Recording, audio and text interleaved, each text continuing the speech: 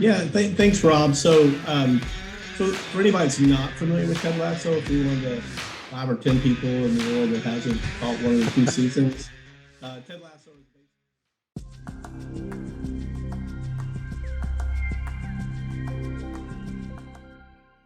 Hello, everyone, and welcome back to the Leadership Jam session. We have a special topic for you today: leadership lessons learned from Ted Lasso. That's right, you're not hearing things. We're going to focus on a smash hit TV show called Ted Lasso to see if there are any lessons that we can walk away with and apply with our employees. And to use one of Ted Lasso's many infamous quotes, and I quote, "If that's a joke, I love it. If not, can't wait to unpack that with you later." End of quote. Well, it's not a joke, and you don't need to wait because we're going to unpack this right here, right now on the Jam session. And to help me unpack this topic, I brought back guests who've been on previous episodes: Paul Catanzaro and Kim Metcalf. Paul, Kim, welcome back to the show. Glad to be back. Thanks, Rob. All right, so the both of you have been on a few episodes before with me. And just to give those of you out there some background on how we know each other, the three of us used to work together several years ago, where I reported into Kim. Kim was my manager, and she was the head of a large training department. I was responsible for management training, and Paul used to report into me. He was one of my training managers. And obviously we rolled up and reported into Kim. And so I'm not sure if we can make any correlations to our time together and the Ted Lasso show, although we could probably have a whole segment on The Office because it felt like that on many, many days. But let's dive into Ted Lasso. So Paul, you reached out to me, so I'll give you credit. You reached out and said, "Hey, I think this would be great to have a discussion on your podcast about Ted Lasso and any leadership lessons that we can walk away with." So Paul, let me turn it over to you, and maybe you can give your perspective on why you think this would be a good topic to discuss. Thanks, Rob. So for anybody that's not familiar with Ted Lasso, if you're one of the 5 or 10 people in the world that hasn't caught one of the 2 seasons, Ted Lasso is basically Jason Sudeikis, and he is an American football coach who wins a small championship and gets selected to go overseas with no knowledge whatsoever to a small town in England, Richmond, and take over a Champions League, which is the highest level in soccer, team, and to lead a team of soccer players with no knowledge whatsoever of the sport. And so he has a lot of success, obviously, as he takes over the team, although he had a lot of resistance in the beginning. I don't know, Kim, what are your thoughts? Do you think there's any leadership lessons here that we can talk about? Because you watch the show. Yep, I watched both seasons. I think there's too many to mention in an hour. I mean, it seems like an unlikely situation where you have someone there that doesn't know anything about the sport being the head coach. But as you know, it seems to me like this is going to be very far-fetched in what this is going to be about. But after the first or second episode, I was seeing things, and I knew the show was going to be good, right? And so, yeah, I think there's quite a bit that can be taken from this and applied to leadership of teams. All right. So what's the one lesson that kind of stands out to you as you watch the show? Well, I think there's different lessons as you go through, but I think the first lesson that stood out to me early in the first couple episodes was, know your people and respect your people. And I think what you saw in the episodes, early episodes, Ted Lasso wasn't so worried about learning soccer. I mean, he was just worried about learning the basic rules of the game as opposed to strategy and all that kind of stuff. And he didn't spend really much time on that at all. What you saw him doing was getting to know each of the players on his team. And he used a very broad definition of team. It wasn't just the people playing soccer. It was the equipment manager. It was the head of operations. It was his boss. Literally anybody that he came in contact with, that had anything to do with that football club, that you could see he viewed them as the team, and his job was to get to know every one of them individually. There was a method to his madness. as you see in this there down the definitely line. was. There definitely But was. that was the first thing when I first became a frontline leader. I was so overwhelmed with all the dashboard and the paperwork and the expense reports and all this stuff, and I was getting myself really worked up. He said, just stop. The only thing you have to do right now is get to know your people. Mm-hmm. That's the only thing you need to have to do. And I resonated with me, particularly from my personal experience and his guidance as I'm watching Ted Lasso. And, for the first however many episodes, he really was focusing his time on getting to know his people. Yeah, totally agree. Paul, what do you think? Yeah, I think Kim makes some excellent points. It only took me a couple episodes. I've watched both seasons as well. We really look for the third one to come out. But what really kind of struck me is very early on is a couple of tenets that I hold really dear from a coaching and leadership standpoint, and that's building trust and then accountability. And, we can all look back in our careers and think about times whether we were new on a team or we took over a new group of people or a team. And it's that whole, because you can tell people all about yourself. Well, I'm going to be this and I'm going to do this and here's our expectations. They need to see it, and they need to see, the Kim's point that you care about them as much as you tell them you do, and you really have their back. And because trust is earned, and being accountable to people and people being accountable to you kind of shapes that culture and that trust. Because he is essentially going to a place that had a terrible culture, and and you look at the formation of the individuals he comes in contact with throughout the episodes in the 2 seasons, and it's almost anyone, whether they were in a team situation or worked in an office or anywhere, they can relate to those individuals that he comes in contact with and how he deals with them and how the path could go differently if he didn't take the path that he did. I think there's some great lessons there on trust and accountability. You know what go ahead, Kim. So, it's kind of, when you think about situational leadership and you think about how the people who are being led look at the leader, right? And you have those 2 buckets, right? Competence and commitment. And, I think this is a perfect example, right? He was completely incompetent as a soccer coach, purely the soccer part of it. But we saw in action what he was doing, right? He was demonstrating through getting to know his people, through doing what he said he was going to do, to what Paul said, building trust. He was demonstrating his commitment. And we know that when you demonstrate high levels of commitment to people who you're working with, if you're not so competent yet, they're going to cut you a little slack because they know how much you're committed to doing what you say you're going to do. And it was amazing as you're watching through those 2 episodes. I wouldn't say he really got wildly competent as a soccer coach, but he certainly got better over time. Yeah. And it was really, you think back on some things that we apply in leadership training and teach people tools. It was a straight example of that, high commitment, low competence for a new manager in a situation. And, he developed it over time. Mm-hmm. Here's my take on it. This show is fascinating. There's been a lot of, discussion around, a lot of buzz out there, right? In the leadership space around this show. It comes up in my workshops. Most recently, it came up a couple of times about Ted Lasso and some of the leadership lessons there. I find it really fascinating that he was brought in basically to fail. Mm-hmm. That was the whole reason that he was brought in. The owner, or was it Rebecca, right? Right?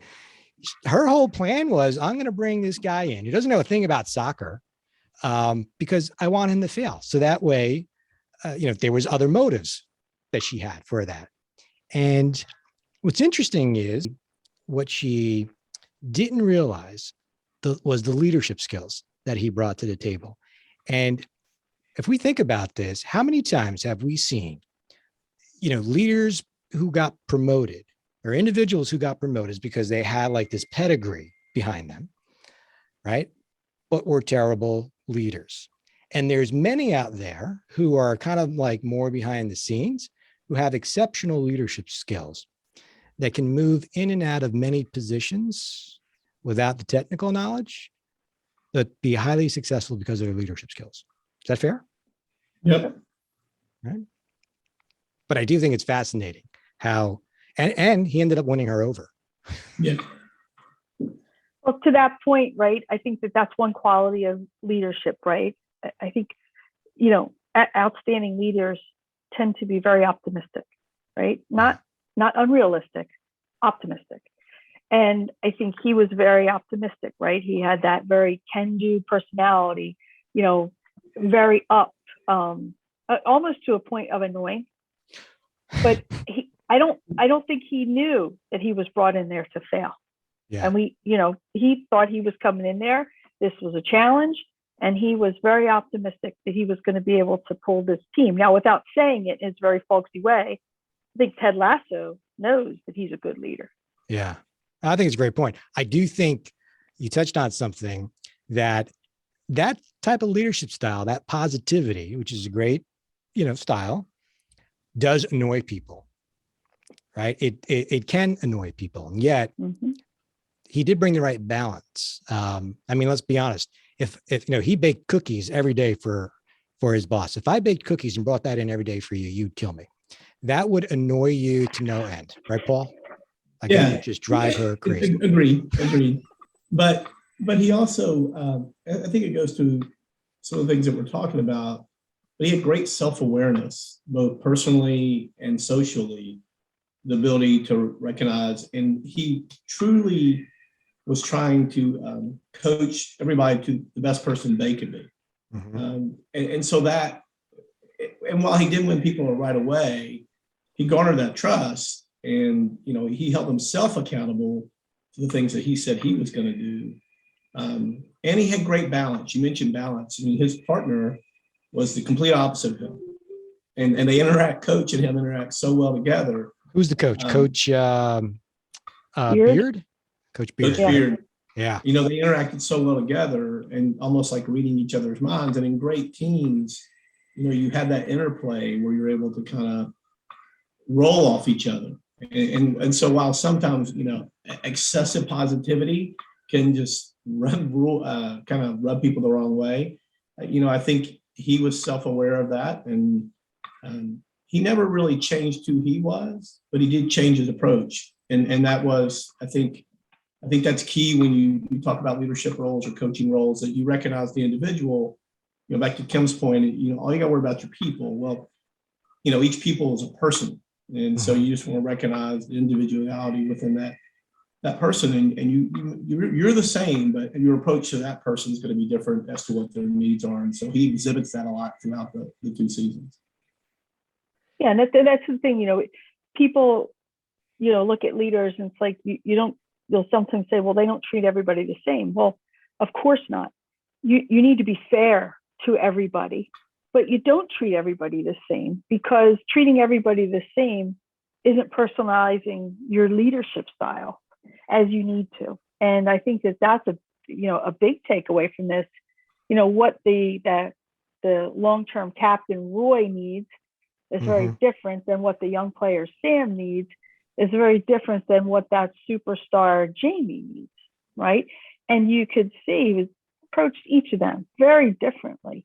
And it's a really good example how, as a leader, you don't change your standards, you don't change your expectations, accountability, all that stays the same. But the way you interact is different based on, how the people you're interacting with, are going to be most receptive to you, the leader. Yeah. I think it's spot on. I do agree that, having the right people on your team, your support staff, is critical. It kind of ties into what Kim, you were saying, right? Because it also forces you to think differently too, and keeps you in check and knowing that you're going to have to approach things differently. Right. And Coach Beer was kind of like the sidekick in the show, but still was kind of like that important, anchor for Lasso as well. Yeah. Yeah. He was. Yeah. And I can kind of think through, and maybe that's one of the lessons here I haven't thought of until we just started talking about this. Who's that person on your team that can help anchor you down too? So Keely, what's really significant about her, when you mentioned The anchor, I think, is also that kind of person that can lead without really wanting to be the leader, but kind of you look at the way she kind of worked the scenes behind the club and was recognized with Rebecca over time as, wow, this person has so many other talents, necessarily doesn't need to be in charge of everything, but really can change the dynamic of how we do things, as an organization. And, kind of really allowed her to blossom without asking her to change anything of who she was. Same personality, same approach at stuff, but you look at, as you move through the show, how she kind of brings out more from the players and the other people she interacts with in a very different way. Yeah. So part of it is having the right people on the team, right? And but it's I think what's interesting too is Ted spends a lot of time right behind the scenes. I know this is like a theme, like getting to know your people, but even with Keely too. I mean, if you think about it, all of the magic around Ted Lasso is not out in front. It's not in the press conference. It's not in the press talks, or it's on the field. It's all the things he does behind the scenes that most would never even realize. That's the kind of thing, I've gotten in discussions with people and they'll say, a good leader motivates me to do my thing. I say, I get what you're saying, and ask people to think it this way. Is it really that the leader motivates you, or is it the leader creates an environment where you are motivated? I think it's the latter. And I think that for me, that was always, something that I tried to do is like, if we create the right environment for people, they're going to excel. And then, you're helping them all along the way, but you can't be responsible to motivate someone. That's innate. Like, you either have it or you don't. But I think great leaders create an environment where people wake up in the morning and they're like, happy to come to work. And when they get there, they're ready to go. Yeah. And I think he really did that. So to your point, Rob, always working behind the scenes, the magic that's happening, I look at that as that he's cultivating this environment where when the magic does have to happen, the environment's there, and now all the players ready to go. Yeah, it is all about the culture, right? Mm-hmm. And creating an environment, which I completely agree. Right? Great leaders do create the environment that allows people to get motivated. And I know that with Paul, speaking of the environment, he's got the virtual background of the locker room for Ted Lasso. And speaking of creating the environment and the messaging, Paul, if you want to just move your head, I don't know if Kim saw that. There it is. Believe. Oh. Right above the door frame. Yeah. Of the organization. Yeah. No, he really did. And that's a great point Kim makes. You can't drag people kicking and screaming to be motivated.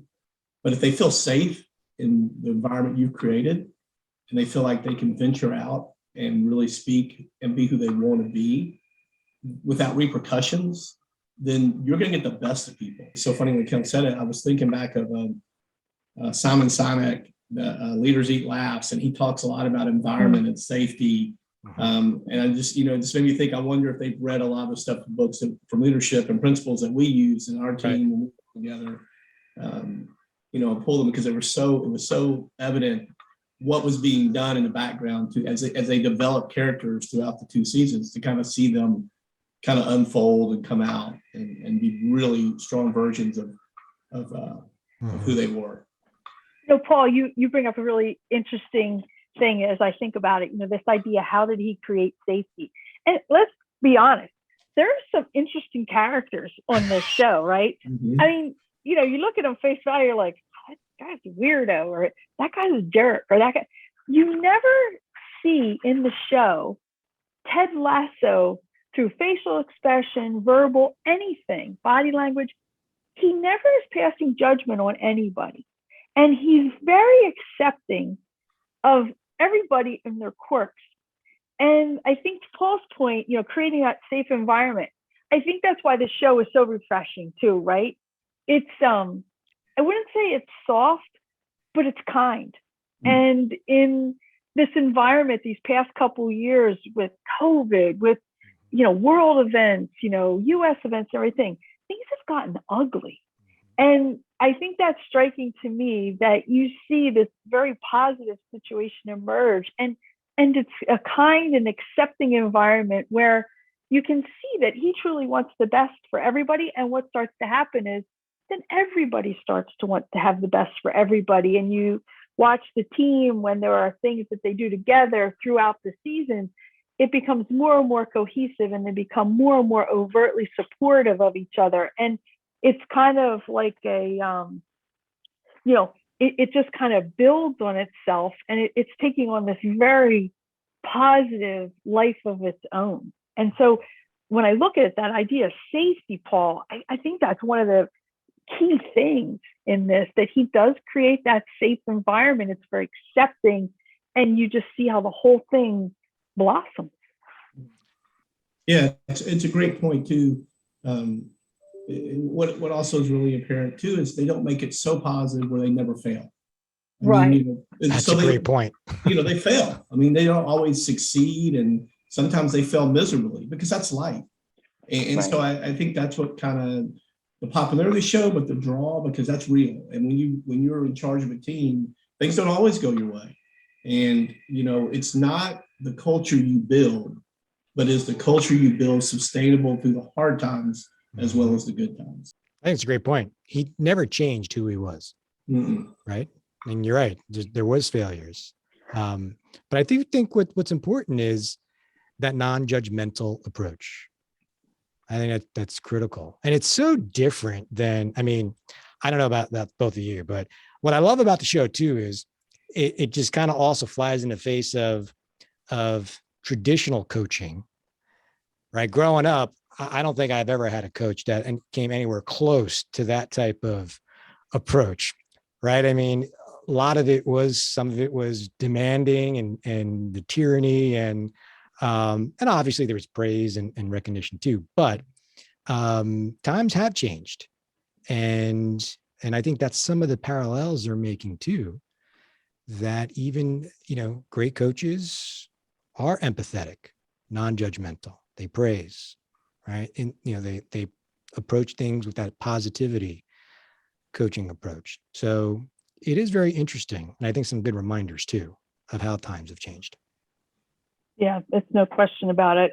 You see his commitment to the process of success. Mm-hmm. And to Paul's point, process of success does have failures, but in establishing this culture, he's confident that they're going to eventually get that consistent result, which he wants is winning. Obviously, that's the goal of the club.